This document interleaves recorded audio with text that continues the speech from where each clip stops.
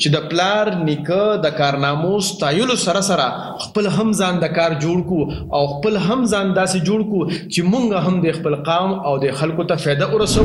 وای پلار می بهادرو او نیکه می سکندرو خو چې د ځان ته پوسټ وکړي بس هی وی امانی عجیب دي د خانی عجیب دي د ځواني پښتونه پوی د نشم پورانی په ودانی. نو دغه شانت چې د کم سړي د پلار نیکه تور کړي او په خپل تورزن نوي نو د دنه متاثر کېدل نه دی پکار.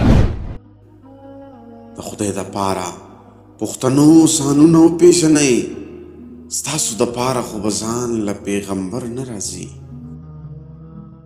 ډاکټر صاحب زما یو کوېسچن دی ځینې خلک د خپل خاندان او پلار نیکه ډېر صفتونه کوي د هغې له کبله بعضې خلک کوي چې هغو ته احساس کمتري وشي په دې هکله تاسو څه ویل غواړئ؟ ما خو ګوچې غني خان بابا وایي پلار می بهادرو او نیکه می سکندرو خو چې د ځان ته پوسټ وکړي بس هی وی امانی عجیب دي د خانی عجیب دي د ځواني پښتونه پوی د نشم پورانی په ودانی. زما خو ګبچې کو یو سړی تاسو ته وایي چې زما نیکه ډېر غټ ډاکټر او دغه شانتي زما پلار هم ډېر غټ ډاکټر خدای پاک دې وبخي خو چې دغه کس په خپل ډاکټر نه وي نو د دنه به څوک علاج وکړي. نو دغه شانتي چې د کم سړي د پلار نیکه توره کړي او په خپل تورزن نه وي نو د دنه متاثره کېدل نه دي پکار. د هغې وجه دا ده چې کم خلک صرف د پلار نیکه خصو باندې خلک متاثره کوي د هغې نه خلک نه متاثره کېږي بلکې داسې قام همیشه په تنزل کې وي.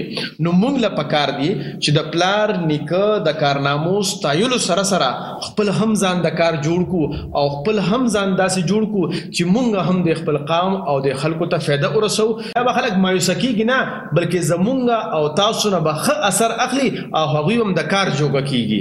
ډېره مننه ډاکټر صاحب تل ښه ده او آباد اوسئ. وې سړی شي بچي خوشحاله اوسئ ودان آباد اوسئ. د خدای د پاره پښتنو سانونو پیژنئ ستاسو د پاره خو به ځان له پیغمبر نه راځي.